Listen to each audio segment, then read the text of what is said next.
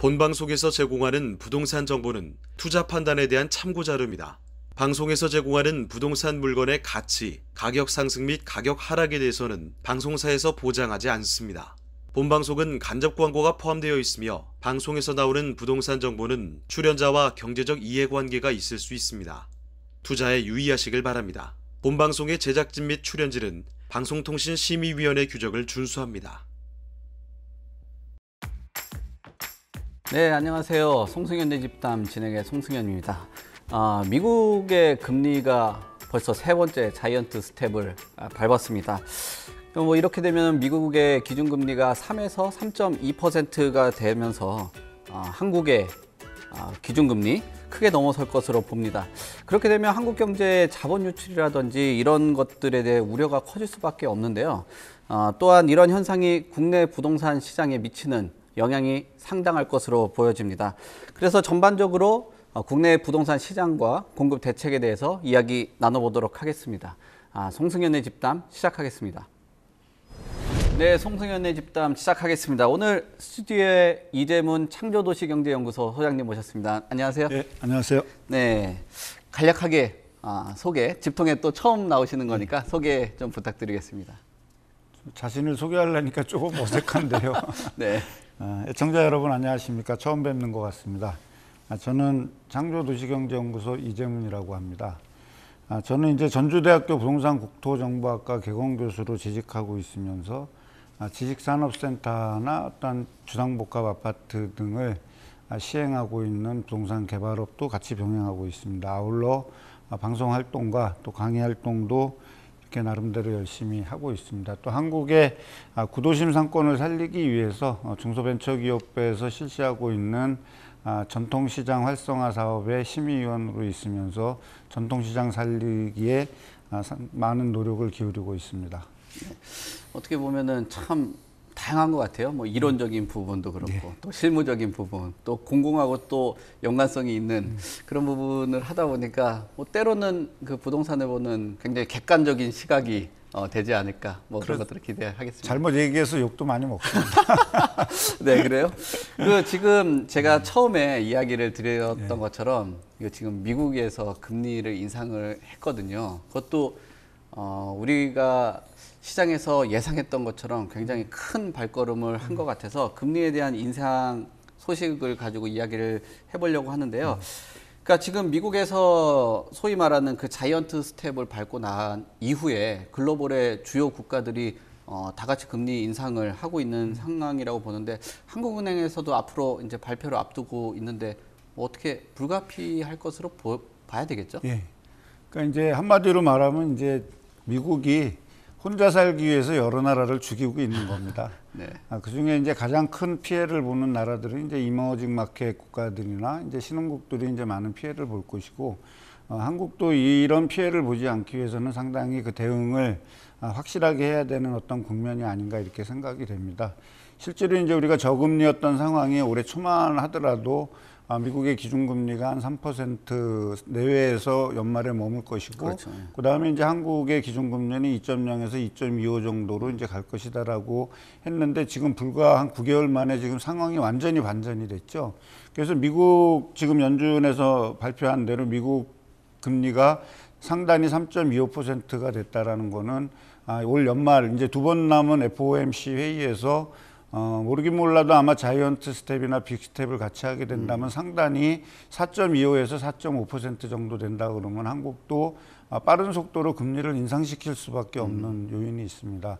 금리가 이렇게 빠르게 인상된다라면 많은 부분에서 지금 타격을 받을 건데 지금까지 이제 한국은행이 상당히 그 신중한 자세를 취해왔잖아요. 네. 최초로 이제 0.5% 빅스텝을 한 이후에 우리는 0.25%씩 남은 금통위를 올려서 한 3%를 고수할 거야라고 지금까지 이제 한국은행 총재가 얘기를 해왔는데 이제 이 스탠스가 이제 변화가 돼서 한국도 다음 10월 12일에 이제 우리 금통위가 있는데요. 그 10월 15일쯤에는 아마도 빅스텝을 하지 않을까. 그렇게 해서 미국과의 어떤 금리 격차를 최소화시키지 않는다라면 다른 부분, 특히 이제 채권 시장이라든지 외환 시장이 흔들리게 되면서 자본 유출이 가속화될 수 있기 때문에 아마 거기에 따르는 대비책이 가장 급선무가 아닌가 이렇게 생각합니다. 네. 지금 이 기준금리가 인상되게 된다라면 결국 주식이나 부동산하고 상당히 연관성이 있기 때문에 뭐 자산에 대한 조정 뭐 이런 것들을 걱정하시는 분들이 많거든요. 아무래도 금리가 인상이 된다라면은 주택 가격의 하방 압력이 더 커질 수밖에 없는 그런 환경 아닐까요? 예, 당연히 뭐 주택 자산 시장은 조정을 받을 수밖에 없죠. 뭐 지금 이제 말씀하신 대로 빅스텝을 해야 된다, 아니면 자이언트 스텝을 해야 된다, 더 올려야 된다, 이제 이런 얘기들이 지금 많이 나오는데 개인적으로 제가 생각했을 때는 우리도 자이언트 스텝 정도는 해야 된다라고 생각을 합니다. 저도 약간 그렇게 생각하는 네, 근데 이제 그렇게 한다라면 이제 자산 시장의 충격이 크고 특히 이제 가계부채 쪽에 어떤 그 이자 부담이라든지 이런 부분들이 너무 이제 가속화가 될 수밖에 없다라는 거죠. 이제 그 부분이 이제 가장 이제 불안 요인으로 이제 생길 수밖에 없는데 아마 지금 이제 많은 분들 특히 이제 최근에 이제 어떠한 주택을 구입하신 분이나 과도한 대출을 일으켜서 이제 뭐 어떤 자산 매입 행위를 하신 분들 입장에서는 아마 이자가 늘어나는 거를 이제 몸소 느끼기는 어떤 상황이 이제 되고 있다라는 것이죠. 이제 이렇게 됐을 때에는 어떠한 이자가 증가하고 있는 데에 대한 어떤 공포 이런 것들이 이제 우리 부동산 시장에도 상당히 심리적인 압박을 가하게 돼서 부동산 시장의 하방 경직성이 훨씬 커질 수 있고 미국이 금리를 계속 이런 식으로 남은 기간에 올려서 내년 상단에 4.5% 이상을 가게 된다 그랬을 때에는 상당 기간 우리는 자산 조정을 겪을 수밖에 없는데 이렇게 된다라면 우리 정부가 의도했던 대로의 어떤 연착륙보다는 경착륙할 수 있는 확률이 높아질 수 있기 때문에 사실 저희도 시장을 바라보면서 되게 그 우려가 큽니다.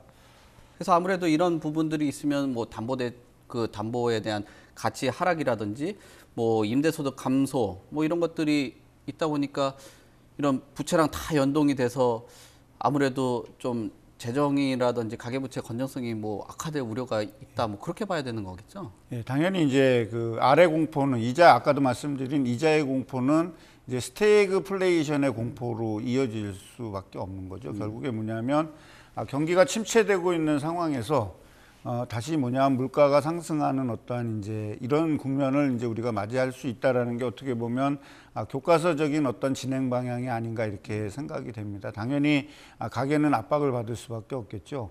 우리가 코로나 위기 상황을 겪으면서 금리를 신속하게 낮추고 그리고 일단 국가가 재정 부담을 해서 코로나 위기를 극복했다라기보다는 가계가 부채를 증가시키는 쪽으로 유도를 하다가 보니까 최근에 가계 부채가 이제 급증을 해서 이제 1,900조를 지금 육박하고 있는 상황이고요. 여기에 이제 따른 이 가계부채 지표에 포함되지 않는 어떤 전세금이라든지 이런 것까지 감안한다 그러면 상당히 이제 위험한 상황이고 그다음에 이 가계부채의 문제를 IMF나 이런 데에서도 상당히 이제 거론했다라는 거죠. 결국에 한국은행이 미국 FOMC의 회의를 통해서 나오는 미국의 금리 인상의 기조를 맞춰서 같이 동반으로 나가준다라면 지금 우리 한국은행에서 얘기하는 환율이라든지 이런 게 지금 흔들리지 않을 텐데 그러니까. 지금 환율이 너무 많이 흘린다라는 얘기는 어떤 측면에서 보면 가계부채 디폴트를 막기 위해서 좀 주저하는 이 사이에 미국의 금리는 이제 헐쩍 날아가 버리고 이제 우리는 거기로 쫓아가는 어떤 상황이 되다 보니까 리스크가 누중될 수밖에 없다. 그리고 이것이 결과적으로 봤을 때에는 최근에 다중채무자들이라든지 이제 이런 분들에게 귀결될 수밖에 없는 어떤 이런 이제 문제가 있기 때문에 여기에 대해서도 좀 정부가 대책을 세우고 어떤 많은 의견들을 모아서 좀 나가야 될 필요성이 있다라고 보여집니다. 네. 진짜 이게 숨어 있는 그 전세자금 대출 같은 경우에 이 사금융 정말 위험성이 있어 보이거든요. 그 부분들도 뭐 말씀하신 것처럼 잘 참고를 하시고 대응을 해야지 그렇지 않으면 정말 가계에 큰 부담이 작용하지 않을까. 그래서 지금 이런 금리가 계속적으로 뭐 속도감 있게 오르고 또 우리나라도 그거에 대응을 해야 되는 이런 그 공포감이 있어서 그런지 거래가 굉장히 축소된 것으로 보여지거든요. 그래서 지금 뭐 부동산 경기를 다시 좀 활발하게 하기 위해서 활성화 뭐 대책이라고 해야 될까요? 뭐 이런 것들도 조금씩 내고 있는 그런 상황인데도 불구하고 거래 회전율이라고 하는데 이게 지금 지난달 9년 7개월 만에 가장 낮은 수치인데 네. 지금 최근에 또 거래된 그 건수를 보면 1000건 미치잖아요. 네. 이 정도면 굉장히 심각한 수준 아닌가요, 이거? 뭐 거래 빙하기라고 이제 말씀드려야죠. 왜냐하면 이제 정상적으로 주택 시장이 작동했을 때 서울에서 이제 기본적으로 되는 거래량 정도가 있다라면 그 거래량에 이제 맞춰주는 어떠한 최소한의 이 거래가 발생했을 때 뭐냐면 시장이 연착륙되는 거거든요. 그렇죠. 그러니까 하방 경직성을 갖든 상방 상향성을 갖든 그것이 중요한 게 아니라 일정 거래량이 받쳐주지 않는다라면 시장은 경색될 수밖에 없는데 올해 이제 8월 달에 전국 집합건물 거래 회전율이 0.39%입니다. 이 얘기는 뭐냐면 만 채 중에 39채만 거래됐다는 거예요. 심각하네요, 진짜. 예, 심각하죠. 그래도 적어도 만 채에서 한 20% 정도 회전율이 좀 나와줘야 만 채에서 2,000채 정도 이렇게 돌아간다. 또 호경기 때도 불경기 때는 뭐 1,000에서 2,000채 이렇게 돌아가야 되는데 얼마 전까지만 해도 한 달에 서울에서 15,000건 거래가 되고 막 이렇게 됐었잖아요. 네. 작년만 하더라도. 근데 이제 0.39 이건 이제 전국 통계인데 서울만 하더라도 서울의 거래 회전율이 0.26%입니다. 그 얘기는 만 채당 26채만 거래가 됐다라는 거죠. 그러니까 이제 거래량 자체가 이제 경색되다 보니까 시장은 이제 호가 위주로 돌아갈 수밖에 없고 호가 위주로 돌아가다가 어쩌다가 거래된 주택 거래 한두 건을 가지고 통계 지표를 내야 되니까 통계에 왜곡이 생길 맞아요. 수가 있습니다. 그 왜곡이 있기 때문에 반드시 지금과 같은 이런 시장 상황에서는 실거래가도 반드시 확인을 하셔야 되고 그다음에 주변 시세라든지 이런 것도 끊임없이 이렇게 확인을 하지 않는다라면 자칫 또 지금 주택을 잘못 구입해서 낭패를 볼 수 있는 여지가 있거든요. 반드시 그런 것들을 좀 확인해 보시기를 좀 당부드리고 싶습니다. 네, 지금 그래서 그런지 뭔가 좀 살려보려고 해서 뭐 규제 지역에 대한 그 해제가 최근 또 일어났거든요. 그러니까 뭐 내용들을 보면 뭐 안성, 평택, 양주 등 이 수도권의 일부 지역도 조정 대상 지역에서 해제가 됐고 또 세종시 뭐 이 지역 같은 경우도 이곳을 이제 빼고는 지방의 웬만한 전 지역은 다 해제가 됐다란 말이에요.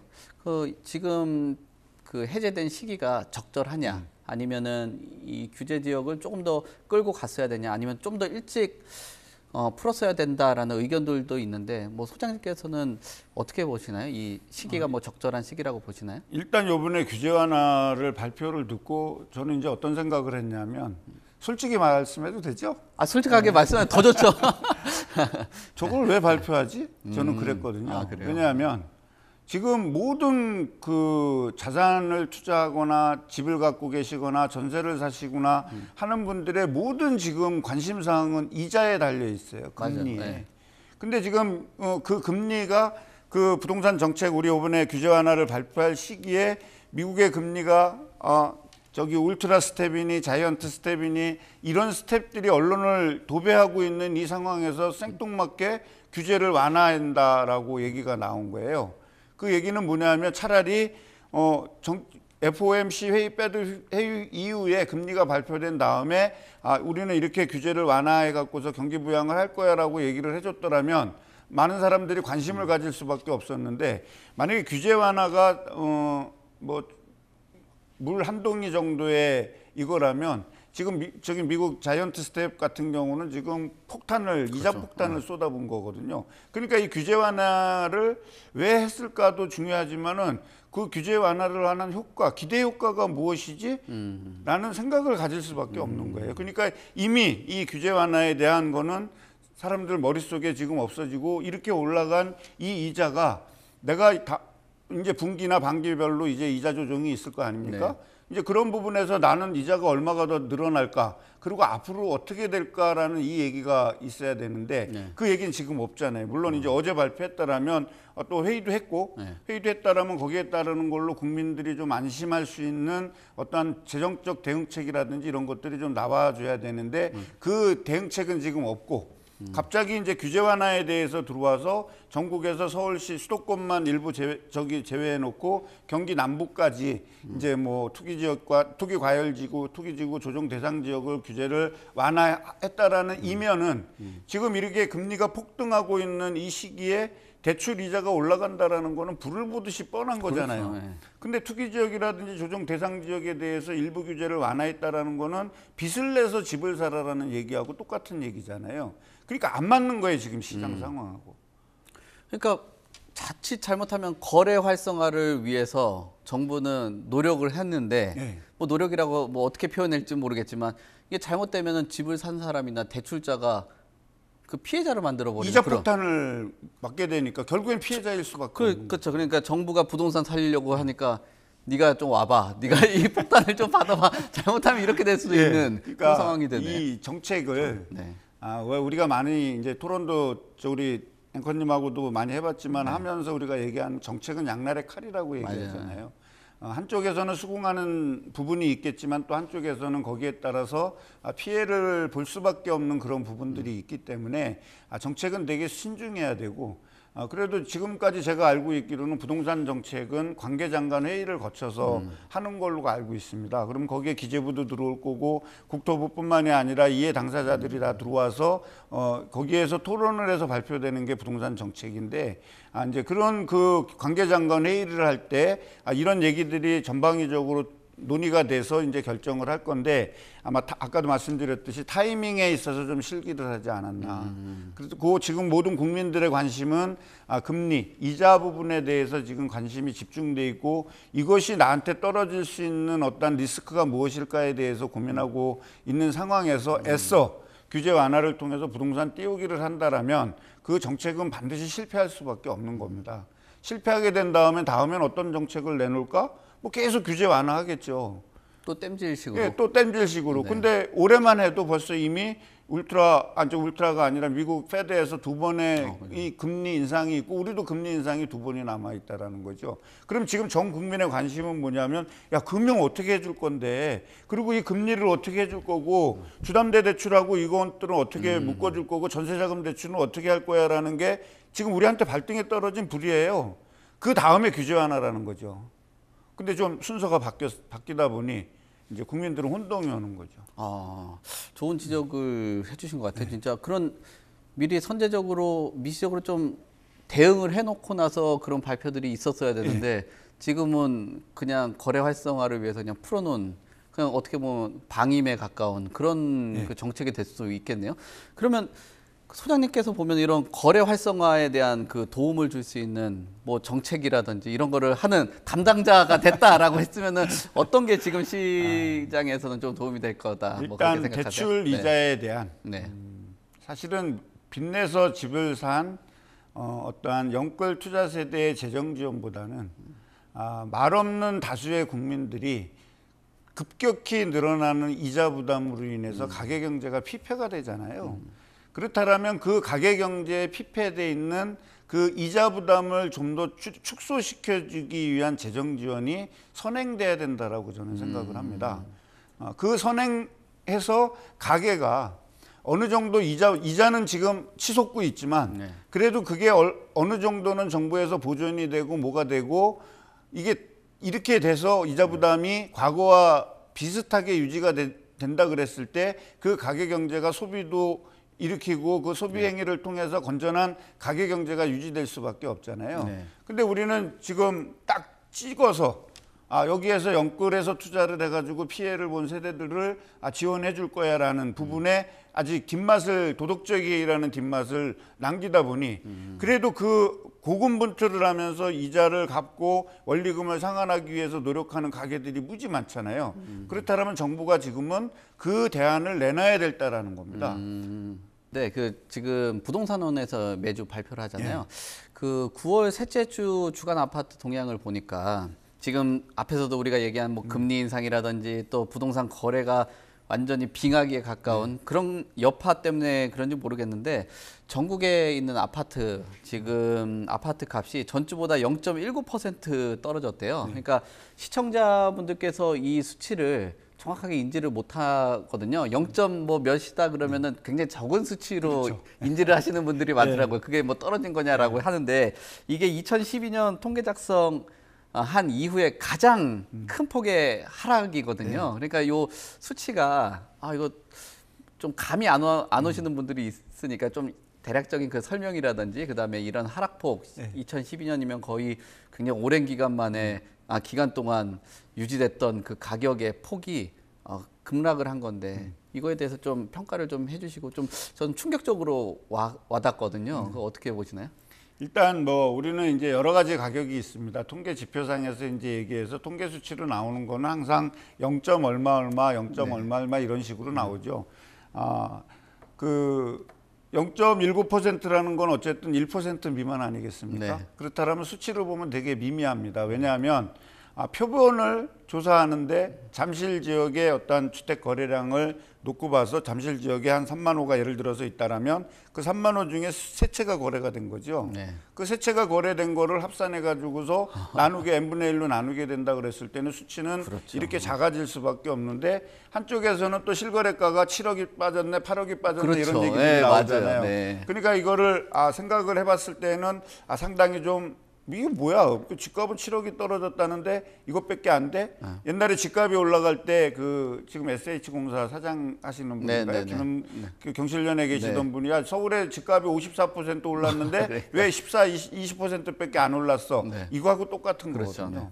그러니까 떨어질 때는 통계의 숫자에 의존하기보다는 실거래가에 더 의존하는 게 시장을 정확하게 읽을 수 있는 여지가 있다라는 거죠. 왜냐하면 거래량이 워낙 작기 때문에 통계에 착시 효과가 있을 수 있다라는 겁니다. 그러면 야 나는 잘 모르겠는데 그리고 내가 부동산 사무실에 가서 물어보니까 하나도 안 떨어졌다는데 무슨 7억이 빠졌다는 거야 이렇게 돼버리는 맞아요. 문제가 생기는 거예요. 그래서 항상 지금과 같은 상황에서 떨어지는 추세에서는 실거래가를 반드시 확인을 하는 것이 중요하고 여기에서 나오는 통계적인 수치는 어떻게 보면 이제 그 일반인들의 영역이라기보다는 전문가들의 영역이라고 저는 생각을 합니다. 그리고 제일 중요한 게 이제 감정원에서 어떠한 그 부동산원에서 이런 것들을 발표할 때 표본 지표까지 좀 발표를 해준다라면 이것이 좀 일반 국민들이 이해하기에 되게 도움이 되는데 표본 지표라기보다는 결과치만 나오고 있잖아요. 결과치만 나오고 있으니까 언뜻 숫자를 보면은 전혀 와닿지 않는. 그리고 이제 1년 통계로 봤을 때 뭐 마이너스 10% 빠졌다 뭐 이런 식으로 이제 나올 수밖에 없는 구조니까 주간 단위로 발표되는 어떤 수치에서 뭐 서울에서 가장 많이 떨어졌다. 그리고 이제 대표적인 지역에서 뭐 몇 퍼센트 빠졌다라고 얘기가 나오면 그 지역의 대장주 아파트들을 한번 찍어 보셔서 실거래가가 어떻게 돌아가고 있구나 정도는 확인을 하시는 편이 현재 부동산 상황과 부동산 시장을 정확하게 읽어낼 수 있는 하나의 지표가 될 수 있다라는 겁니다. 네, 말씀하신 그 지적한 것처럼 제가 그 보도된 내용을 보니까 잠실의 대표적인 아파트 그 S라는 아파트 같은 경우도 이게 84제곱미터거든요. 그러니까 지난달 31일에 19억 5천이란 말이에요. 근데 이게 그 전만 해도 한 27억 정도가 됐던 거거든요. 그러면 결국은 1년도 안 돼가지고 7억 5천 정도가 빠진 이게 이제 실거래가 이게 바탕이 되는 거잖아요. 그런 내용이 있는 거고 결국은 이런 금리라는 통제를 받고 있는 변수 가장 큰 변수를 받고 있는 이 통제 안에서 결국은 소위 몇 년 동안 언론에 도배가 됐던 똘똘한 한 채는 괜찮다, 버틴다, 강남은 불패다라고 얘기가 있는데 여지없이 그냥 깨진 그런 공식이 돼버렸거든요. 어떻게 똘똘한 한 채가 계속 먹힐 것 같습니까? 이런 금리.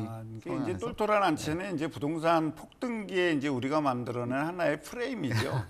저는 이제 허구라고 이제 많이 말씀을 드리는데요. 그래서 욕도 많이 먹습니다. 근데 자산 시장의 어떤 우리가 그 뭐라 그럴까요? 본질적인 이 모습을 본다라면 자산 시장에서 어떤 부동산 가격이나 어떤 주식 가격이나 이제 폭등하게 되면 온갖 문제들이 나오잖아요. 우리는 꼭 부동산 시장을 바라보지 않더라도 코인 시장에서도 우리는 그거를 봤고 동학개미라든지 이런 부분에서도 우리가 봤잖아요. 동학개미가 돈을 벌었는가 안 벌었는가에 대한 한 연구 결과가 있었는데요. 동학개미는 돈을 벌지 못했다.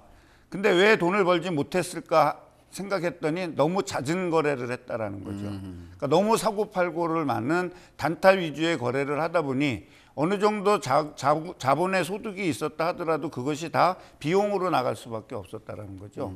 자, 근데 이제 부동산 같은 경우는 이제 그런 부분으로 움직이기엔 너무 자주 사고 팔기에는 덩치가 너무 무거운 그렇죠. 거예요. 그리고 누가 알다시피 대한민국의 강남 4구는 대한민국의 가장 랜드마크의 상징성이 있고 어떻게 보면 대한민국의 중심부라고 할 수도 있고 서울의 중심부라고 할 수도 있죠. 당연히 부동산 가격이 비쌉니다. 왜? 전국에서 돈 있는 사람들은 다 들어오고 싶어 하거든요. 왜? 그렇죠. 내가 강남에 산다라는 것이 하나의 그 뭐라 그럴까 이 과시성 있는 상징이 될 수 있기 때문에 들어오려고 하는데 잘 아시다시피 강남에는 집을 많이 지을 수 없지 않습니까? 맞아요. 네. 집을 많이 지을 수 없기 때문에 당연히 부동산 가격이 올라간다라면 더 많은 폭으로 올라가죠. 근데 이제 뒤집어서 얘기하면 지금 예를 드신 잠실 엘스 아파트를 얘기하듯이 떨어질 때도 마찬가지로 낙폭이 클 수밖에 없는 겁니다. 가격이 거의 미동하지 않았고 거래량도 거의 없었던 외곽에 있었던 도시는 지금도 주택 가격이 변동 없어요. 근데 이제 이런 그 대장주에는 누가 모였냐면 투기적 가수요자들이 모였거든요. 그러니까 투기적 가수요자들이 서로 사고 파는 거죠. 서로 사고 파다 보니까 가격이 계속 이렇게 상승하는 그 구조가 있었는데 여기에 이제 나온 프레임이 야 어설픈 집 한 채 사는 것보다는 서울 중심에 있는 강남 4구에 있는 그 아파트를 하나 사는 게 더 좋잖아 이렇게 된 거죠. 그러다 보니까 신화가 이제 어떻게 됐냐면 부동산 불패에서 강남 불패에서 얼마 전까지는 이제 서초 불패까지 갔다가 이제는 이제 모든 부동산이 금리의 압력에 못 이겨서 하락하는 추세로 돌아설 수밖에 없다라는 거예요. 그때 강남이라고 해서 집값이 안 빠지느냐 그건 아니죠. 아까도 지금 이건 예를 든 거고 이게 이제 많은 분들은 또 이렇게 반론을 하실 수 있습니다. 야 거래 한두 건밖에 안 된 거 가지고 왜 뭐 이렇게 그거를 마치 그거의 시장의 추세인 것처럼 말하지 마라. 이런 얘기 충분히 하실 수 있죠. 네. 근데 부동산 가격이 올라갈 때도 그랬어요. 맞아요. 어쩌다가 네. 거래가 됐는데 그것이 시장 가격이 됐잖아요. 네, 맞아요. 그럼 떨어진다 그러면은 많은 분들은 집도 안 내놓고 거래도 안 되지만 이 19억 5천만 원이 어떻게 보면 시장 가격일 수도 있다라는 거죠. 근데 그거를 부인하고 싶은 거예요. 왜? 그거를 인정하면 너무 서글퍼지잖아요. 서글퍼진다라는 게.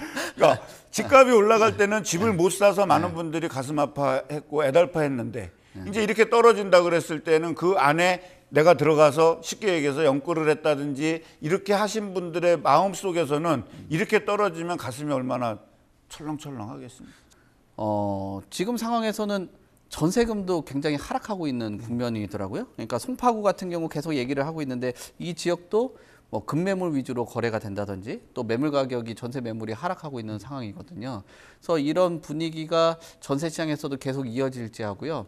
그러니까 모르겠어요. 뭐 다들 해석들이 다 다양하겠지만 전세금 때문에 이제 월세로 수요가 올라서 또 월세금이 오를 거라는 생각을 하시는 분도 있고 저는 생각에는 월세가 일정하게 오르더라도 전세 시장하고 비슷하게 계속 어떻게 올라갑니까? 다 그러면은 다른 곳으로 이동을 하게 되는데 공실이 사실 리스크가 더 크잖아요. 그러면 전세 매매 가격이 빠지고 전세 가격이 빠지고 월세 가격도 하락할 가능성도 충분히 있다라고 저는 보거든요. 근데 어떤 분들 같은 경우는 이제 뭐 전세에서 전세 가격이 해서 이제 월세로 갔다 월세 가격이 오르면 전세 가격이 오르고 또 매매 가격이 다시 오른다 그런 논리를 주장하시는 부분도 있는데 글쎄요 뭐 제 생각은 좀 달라서 그런데 소장님 생각은 어떠세요? 제가 생각이 비슷합니다. 그래요? 왜냐하면 네. 대한민국의 그 가계의 어떤 그 현재 경제적인 컨디션은 다 이자를 부담하고 있는 겁니다. 집을 사신 분은 주택담보대출을 받아서 이자를 부담하고 전세를 사시는 분은 전세자금 대출을 받아서 이자를 부담하고 또 월세를 사시는 분은 내가 월세를 내야 되고 그렇죠. 어느 한 부분이 이렇게 편치 않죠. 물론 일부 계층은 자금적 여유가 있기 때문에 많은 주택도 사들이고 또 돈이 없으신 분들은 어떠한 그 투자 기법이라고 얘기하나요? 그런 걸로 해갖고서 이제 사들이기도 하니까 그런 경우일 수도 있지만 결국에 우리는 다 이자 부담을 하고 있다라는 겁니다. 처음부터 끝까지. 근데 특히 이제 전세자금 대출에 대해서는 되게 제가 비판적인 시각을 가지고 있고, 그거 없애야 되고, 그 잘못 생긴 개혁하라고 많은 방송에서도 얘기했거든요. 저는 전세자금 대출 DSR 걸어야 된다고 생각해서 욕 많이 달리더라고요. 저도 욕을 참 많이 먹었는데, 지금 전세자금 대출액이 180조입니다. 그 180조에 대한 이자를 부담하고 있는데, 그게 저금리였을 때는 상관이 없죠. 저금리였을 땐 상관이 없는데 지금 전세자금 대출이 4% 이상 5%를 향해서 달려가고 있거든요. 그러니까 저금리 상황에서 2%대 내가 전세자금 대출을 부담해 갖고서 전세를 사시던 분이 배가 된 겁니다. 이자가. 즉 80만 원 이자를 내시던 분이 160만 원이 된 거예요. 자, 내가 전세는 말이 전세를 살지만 160만 원에 대한 이자를 부담하는 거하고 내가 지금 150만 원 월세를 사는 거하고 뭔 차이가 있을까요? 나는 오히려 내 큰 돈이 거기에 묶여 있는 거잖아요. 어쨌든 내가 책임져야 되는 부분이고. 근데 월세를 사시는 분들은 어차피 내가 그거 돈이 안 되니까 나는 그 부족한 액수만큼 월세를 냈잖아요. 근데 최근에 이제 어떤 상황이 벌어졌냐면 주택 경기가 어느 정도 하락이 되고 그렇게 언론에서 원했잖아요. 전세 폭등이 돼가지고 전세 대란이 나야 되는데 전세 대란이 안 났지 않습니까? 안 나고 전세 가격이 계속 하락하다 보니 전세로 사는 세입자가 내가 왜 굳이 비싼 이자 부담을 해가면서 전세를 살지 차라리 반전세를 돌린 다음에 내가 월세를 일부 지급하는 게 내 돈을 지킬 수 있는 방법이야. 이 격동기에 그렇게 해서 자발적으로 돌아가는 월세 수요가 증가하고 있는 거죠. 물론 원래 월세 사시는 분들도 있습니다. 그래서 우리가 부동산 경기에서 투자가 활성화될 때에는 전세 거래 비중이 늘어나고 투자가 활성화되지 않는 부동산 침체기에는 반전세나 월세가 증가할 수밖에 없는 구조예요. 여기에 보태서 저는 제 아는 지인들한테 뭐라고 말씀드리냐면 일단 등기부등본 가져와봐. 왜요? 저한테 이제 물어보면 지인들이 네네. 등기부등본 가져와서 이제 분석하고 그냥 반전세로 돌려라. 그러니까 집주인이 얘기를 안 해줘도 일단 운을 던져서 반전세로 돌려주고 그래 예를 들어서 반전세로 돌려서 한 2억에서 3억의 돈이 생기잖아요. 은행에 넣어라. 지금 예금금리 팍팍 올라가고 있다. 그렇다면 내가 월세로 조금 내는 돈을 해치시킬 수 있잖아요. 네. 뭘로? 저축금리로. 그렇죠. 네. 그렇게 된다 그러면 내가 알토란처럼 월세로 다 부담하는 것보다는 어느 정도 내가 보존할 수 있는 비용이 있으니까 내 소득이 증가하지 않는다 하더라도 조금 이렇게 숨통을 돌릴 수 있잖아요. 저랑 비슷한 그 상담을 해주시네요. 그러니까 제가 아까 똑같다고 얘기했잖아요. 비슷한 상담. 심지어 거주하시는 분들은 집값이 조정받고 내가 괜찮은 집을 매입을 하려고 하면 전세로 들어가 있으면 돈 빼서 잔금을 못 치르잖아요. 차라리 월세 좀 해서 조정을 해서 그 돈 가지고 어떤 본인이 적정하게 뭐 하락이라든지 저점이다 생각하면은 또 목돈이 들어가서 집을 또 계약을 해야 되니까 그런 거 생각하면은 월세가 어떻게 보면 그렇게 나쁜 형태가 아니라고. 그러니까 이제 그 뭐라 그럴까 이제 낙인 효과가 있죠.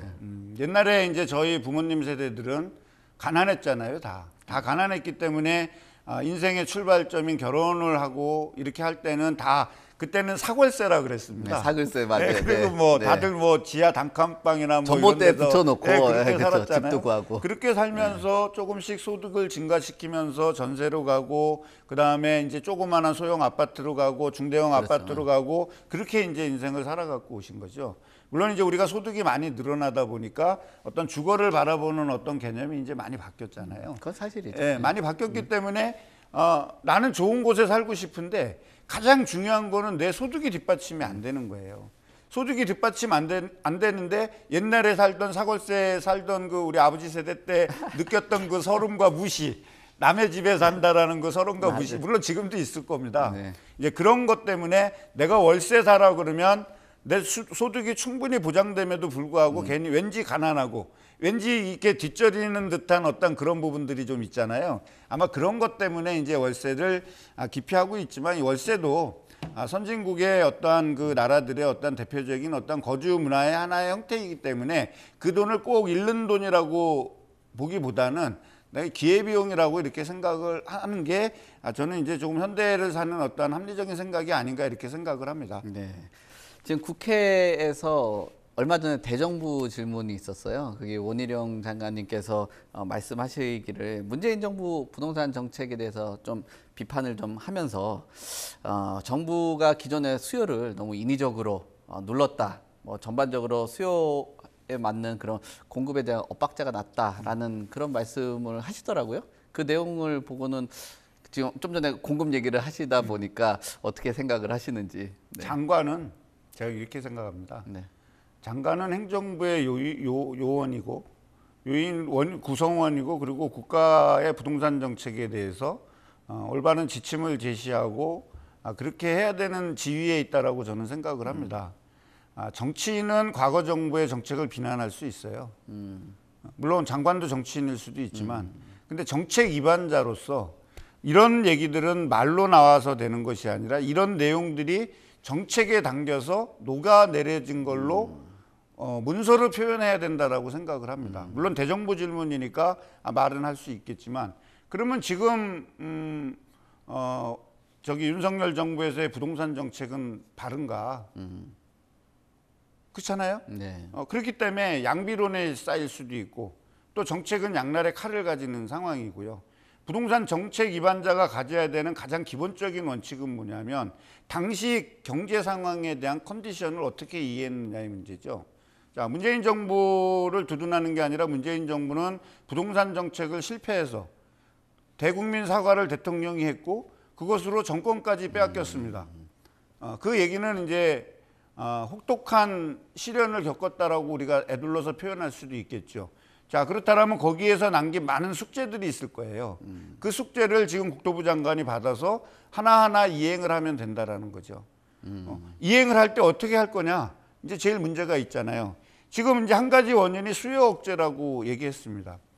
얼마 전에 미 연준 의장이 파월이 나와갖고 뭐라 그랬냐면 미국 국민들은 한동안 부동산 가격의 하락에 대한 고통을 겪을 거다라고 얘기했어요. 발언 세네요. 예, 그 얘기는 뭐냐면 미국 연준에서도 어찌할 수 없는 버블이 생겼다라는 겁니다. 자, 그러면 이번 정부에서 버블이 생긴다 그러면 본인들은 어떤 정책을 피겠습니까? 공급을 확대해야 돼요. 자, 공급을 확대해야 되는데 지금 정부는 과거 문재인 정부에서 187만 호라는 이 공급 계획을 세워놓고 그거를 수립하고 단계적으로 시행하던 단계에서 정권을 받았기 때문에 본인들은 270만 호를 공급하겠다라고 지금 큰 소리 치고 있는 거잖아요. 네. 그러면 과거 문재인 정부에서 이 공급 계획을 세우지 않았다면 지금 이 정부에서 과연 저 주택이 공급될 수 있는 실효성이 있을까? 또 현실 가능성이 있을까에 대해서 극히 의문이잖아요. 네. 그러면 그 부분에 대한 공은 있는 겁니다. 그리고 금리 인하 시기에 저금리 상황에서 유동성이 풍부하고 이렇게 풍부한 상황에서 자산 가격에 거품이 끼는 거는 모든 사람이 다 아는 사실이에요. 자, 모든 사실이 아는데 아까도 말씀드렸지만 이 수요가 실수요인지 투기적인 가수요인지 정도는 팩트 체크를 해야죠. 저는 말씀드리지만 문재인 정부에서 부동산 가격의 폭등은 실수요자가 일으킨 것이 아니라 투기적 가수요자가 일으킨 거죠. 투기적 가수요자가 일으킨 거를 누가 받았냐면 영끌이 받은 겁니다. 영끌이 받은 다음에 다시 이거를 누가 받았냐면 실수요자가 받은 거예요. 그러다 보니 이 투기적 가수요자가 서울로 몰려와서 주택을 너나 할 것 없이 살라 그러는데 여기 집을 질라 그러면 누구 정부에서 해줬어야 돼요.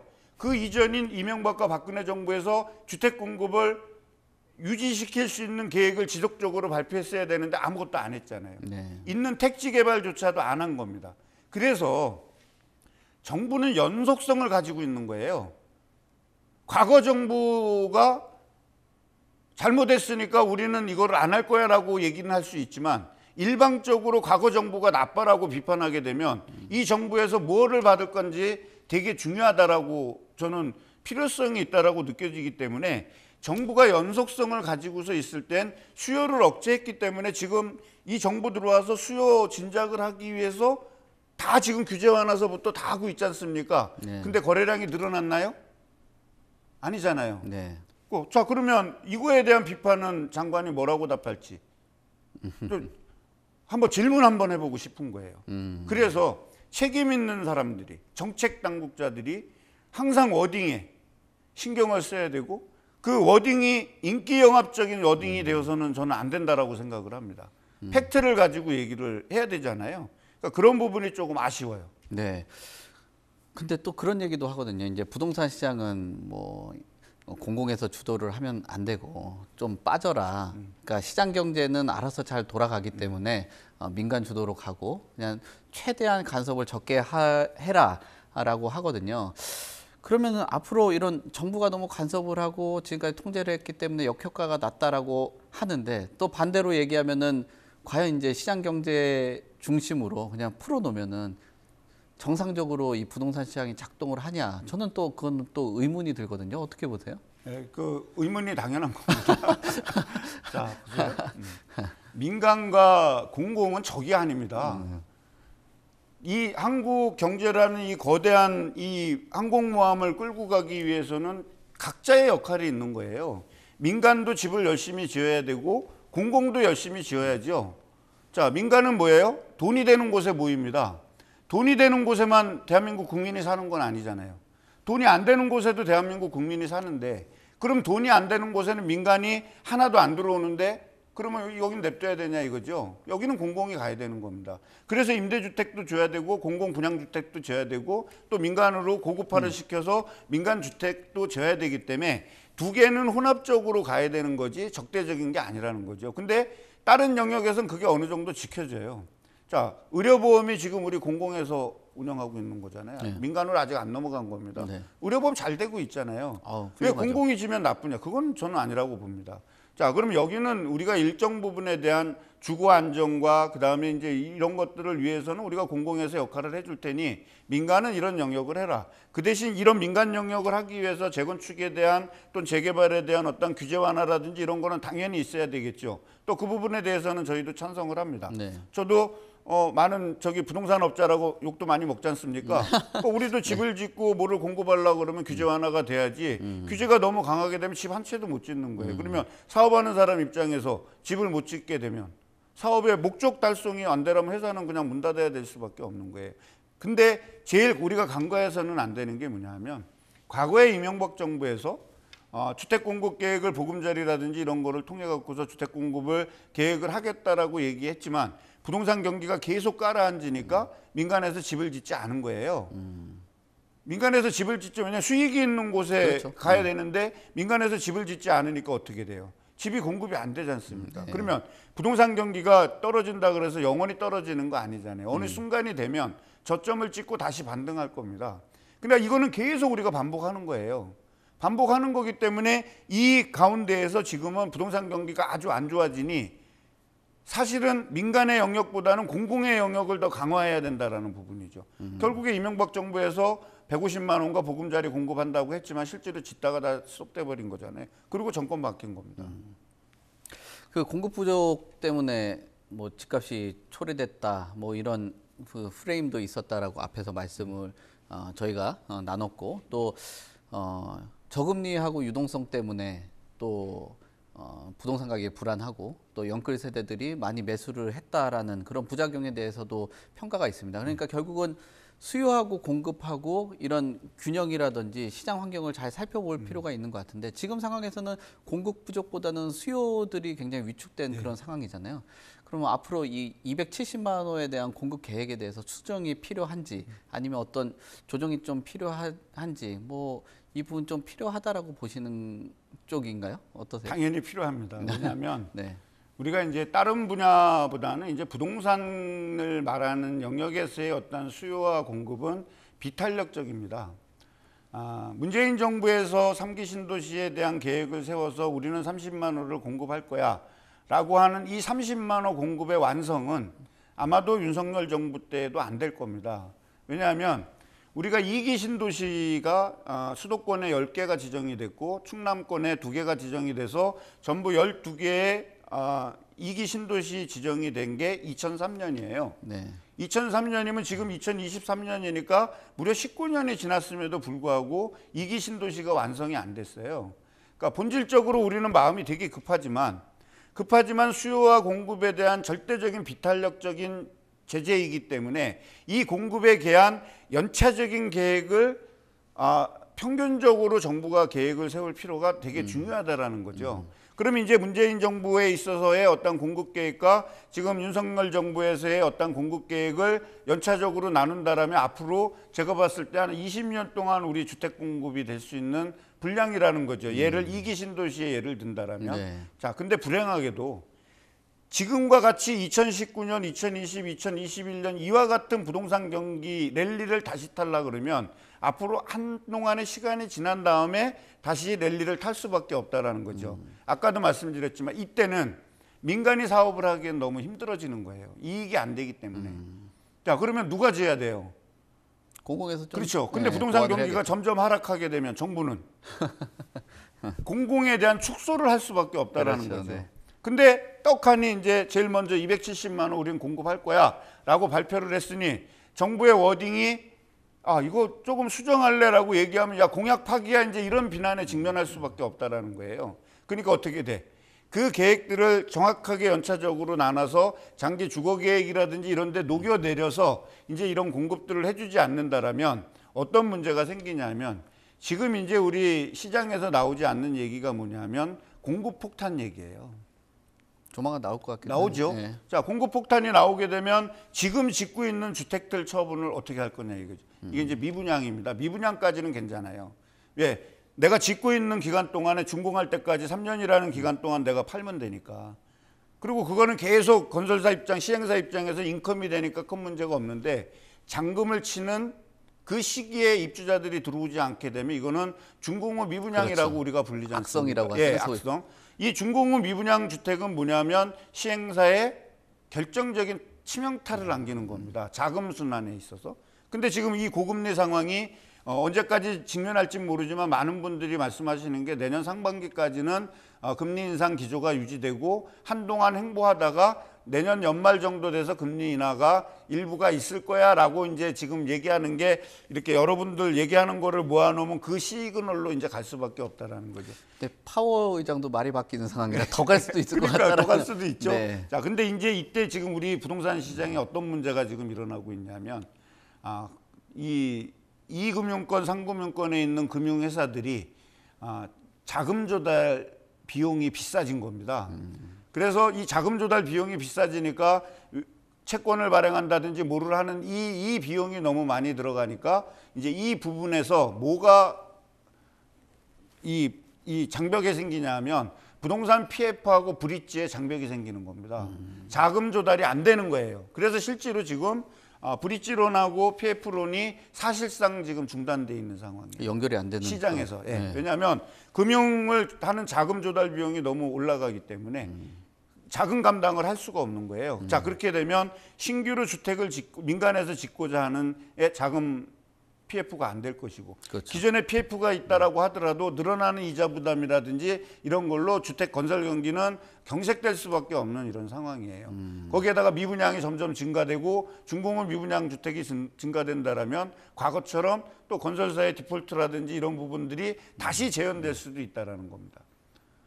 이게 지금 어떻게 보면 엄청나게 무서운 얘기잖아요. 무섭죠. 예. 예. 우리 아까도 얘기했지만 지금 경제 재난에 가까운 그런 상황인데. 이 재난적인 상황에서 이 데스크가 어디겠습니까? 국토교통부 아니에요. 네. 기재부하고 같이 논의를 해서 이거에 따르는 것이 사후 약방문이 아닌 사전에 대응할 수 있는 이런 전략들이 좀 마련됐으면 좋겠다라는 이제 그런 좀 건의를 좀 하고 싶어요. 네. 그러니까 결국은 일정하게 그런 뭐 논의를 조금 더 신중하게 해서 좀 수정이 필요한 그런 의견이라고 보시면 될 것 같습니다. 이제 뭐 마무리하기 전에 또 저희가 이 집통 프로그램에 또 투자하시는 분들도 좀 상당 부분 보기도 하거든요.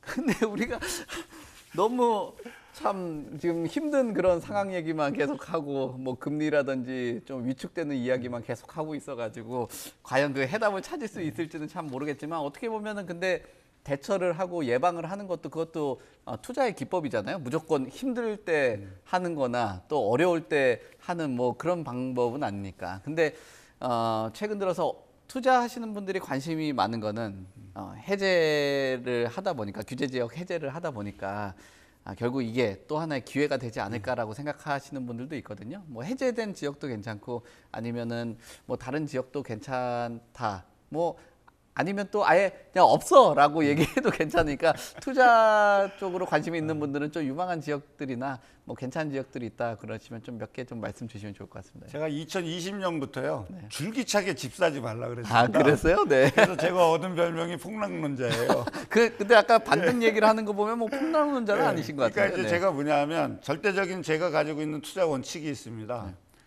투자라는 것은 무릎에서 사서 어깨에서 판다라는 거죠. 네. 절대적인 원칙이고 네. 그다음에 두 번째는 투자를 잘하는 사람들은 타이밍을 기가 막히게 선택한다라는 거죠. 즉 타이밍의 선택과 무릎에서 사고자 하는 노력이 선행돼야 된다라는 거죠. 네. 근데 이제 과연 현재의 시장은 그러냐? 그렇지 않다라는 거죠. 그렇다면 투자를 하고자 하는 분이 상당한 품을 팔아야 되고 또는 미래 가치를 분석할 수 있는 공부도 해야 되고 하는 그런 부분들이 절대적으로 좀 필요하다라는 겁니다. 이렇게 모든 자산 가격이 하락하는 이런 상황에서는 절대적인 어떠한 거는 내 자금을 지키는 거죠. 종잣돈을. 네. 가급적이면 이제 예금을 하기를 권하고 네. 그 다음에 나는 진짜 실수요자야. 나는 실수요자인데 나는 꼭 이 지역에 주택이 필요해. 라고 얘기하신다라면 적어도 한 2, 3개월 정도는 모니터링을 하셔야 된다라는 거죠. 네. 내가 원하는 지역에 서울의 어디 25개구 중에 어디가 됐든 내가 싸게 살 수 있는 방법이 있다라면 그거는 노력해야 될 가치가 있다라는 거지 않습니까? 네. 꼭 가격만 가지고 우리가 얘기를 할 수 없지요. 부동산은 또 가치라는 것이 있기 그렇죠. 때문에 네. 또 지금 저평가되어 있는 지역에서의 어떤 미래 가치가 높다라면 당연히 이제 투자를 갈 수밖에 없지 않습니까? 최근 이제 재건축이라든지 재개발 같은 경우는 앞으로 시간이 흐를수록 가격 하락폭이 저는 커질 거라고 생각합니다. 네. 왜냐하면 경기가 안 좋아지게 되면 거기에 있는 구성원들, 조합원들이 상당히 그 재건축에 대해서 외면할 수 있는 확률이 크거든요. 네. 그렇게 된다 그러면 일시적으로 저평가가 될 수 있기 때문에 그런 아파트들이라든지 이런데 나는 이제 관심 있는 영역을 좀 더 지켜보는 어떤 그런 좀 노력이 좀 필요하다. 그 어느 때보다 좀 필요하다라고 생각하고 그 다음에 이제 이자에 대한 불확실성이 현재 너무 높기 때문에 그 이자에 대해서 내가 해지할 수 있는 수단이 있어야 된다라는 겁니다. 그래서 그 높아지는 이자에 대한 감당 능력, 그 다음에 그 부분을 해지할 수 있는 다른 수단 이런 것들을 마련한다라고 얘기하면 일부 저평가된 지역에서의 어떤 투자 가치는 언제든지 우리가 찾아낼 수 있다라고 보여지고 또 그것 때문에 이제 시장이 돌아가는 거 아니겠습니까? 근데 이제 지금은 올 연말까지는 너무 혼조세라는 거죠. 혼조세이기 때문에 아마 내년 연초 정도 되면 FOMC에서 이제 확실한 방향성이 좀 나오지 않을까라고 생각을 하고요. 우리나라도 이제 올해 이제 하게 되면 어떠한 인플레이션에 대한 부분이 있고 아까도 말씀드렸지만 아래 공포가 경기 침체로 이어지면서 스태그플레이션으로 갈 수 있는 여지가 있기 때문에 경기 침체 국면에서는 부동산 가격이 하락될 수밖에 없는 겁니다. 근데 이제 이게 금리 인상 속도가 너무 빨라지기 때문에 연착륙이 아닌 경착륙이 된다라면 국지적으로 하락폭이 큰 지역이 나타날 수 있다라는 거죠. 그게 하나의 또 블루오션이 될 수도 있을 겁니다. 네. 지금 뭐 전체적으로 정리를 해보면은 지역적으로 봤을 때는 뭐 경착륙이 되는 지역들이 오히려 향후에 블루오션이 될 수 있는 지역이라고 말씀을 주셨고요. 또 지금 그 부동산 시장의 그 상품 관련돼 가지고는 오히려 뭐 투자가 유망한 상품보다는 좀 조심해야 되는 상품을 좀 주의를 주신 것 같아요. 그래서 재건축이나 재개발 같은 경우는 추가적으로 하락할 가능성이 있다라고 말씀을 주신 것 같습니다. 그 다음에 투자에 대한 적기를 말씀을 주시면은 우선적으로는 한 2, 3개월 정도는 조금 시장을 좀 깊게 모니터를 해볼 필요가 있다라고 말씀을 해주셨고요. 또 내년 그 상반기 정도가 된다라면은 조금 뭐 불확실성이라든지 이런 부분들이 일정하게 해소될 가능성이 있기 때문에 이자를 해지할 수 있는 상품들 중심으로 해서 시장을 조금 뭐 모니터링을 하는 그런 방식을 찾아보라라고 말씀을 주신 것 같아요. 뭐 기존하고 조금 다르게 어떻게 보면은 부동산을 적극적으로 투자를 하라고 말씀을 하시는 것보다는 이제는 뭐 방어를 하는 방법들 또 상품 뭐 시간 이런 거에 대해서 조금 자세하게 이재문 소장님께서 설명을 해주신 것 같습니다. 그러면 이제 뭐 정리를 슬슬 해야 될 것 같은데요. 마지막으로 하고 싶은 말씀 있으시면은 해주시면은 좀 잘 경청도 하고 또 시청자분들께서 잘 새겨 들을 수 있는 기회가 되지 않을까라고 생각합니다. 그러니까 많은 분들이 이제 부동산을 투자 상품이라고 인식하고 있고 또 많은 분들이 내 집 갖기를 되게 많이 열망하고 계시죠. 아마 그거는 이제 우리의 기본적인 어떤 기본권이라고 저는 생각을 합니다. 그래서 당연히 모든 분들이 집을 가졌으면 좋겠지만 아쉽게도 지금 대한민국의 자가주택 점유율은 60%를 밑돌고 있거든요. 절대적인 40%가 임차 시장으로 돌아갈 수밖에 없는 어떤 구조고, 그 구조 속에서 이 자본의 논리가 움직이기 때문에 상대적으로 열의에 계신 분들이 많을 거라고 생각을 합니다. 정부는 그런 열의에 계시는 분들에 대한 주거 대책들을 좀 더 분명하고 강하게 시그널을 줘서 안정성을 좀 높여주고, 지금 이제 영끌이라든지 아니면 이제 과다한 갭 투자를 하신 분들은 이제 이자 부담이라든지 이런 부분에 대한 고민이 많으실 텐데, 해지할 수 있는 수단을 어떤 희망 고문을 하지 마시고 현 팩트를 인정하시고서 지금부터 이 해지를 해서 탈출구를 찾을 수 있는 방안을 최대한 찾아보는 것이 지금 이 불확실성이 확대되고 있는 이 시기에 현명한 투자자로서의 어떤 길을 걷는 것이 아닌가 이렇게 생각이 들고 감히 조언을 드립니다. 네, 감사합니다. 자, 이상으로 송승현의 집담 마무리하도록 하겠습니다. 오늘 뭐 다양한 말씀 주신 창조도시경제연구소 이재문 소장님 감사합니다. 네, 수고하셨습니다. 네, 감사합니다.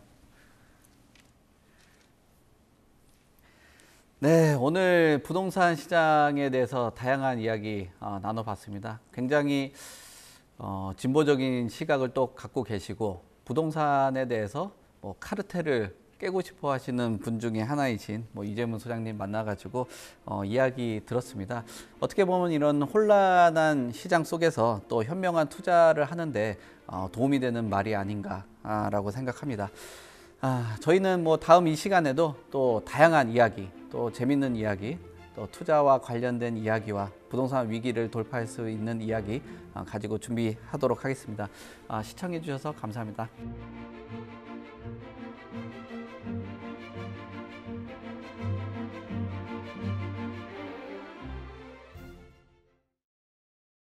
본 방송에서 제공하는 부동산 정보는 투자 판단에 대한 참고 자료입니다. 방송에서 제공하는 부동산 물건의 가치, 가격 상승 및 가격 하락에 대해서는 방송사에서 보장하지 않습니다. 본 방송은 간접 광고가 포함되어 있으며 방송에서 나오는 부동산 정보는 출연자와 경제적 이해관계가 있을 수 있습니다. 투자에 유의하시길 바랍니다. 본 방송의 제작진 및 출연진은 방송통신심의위원회 규정을 준수합니다.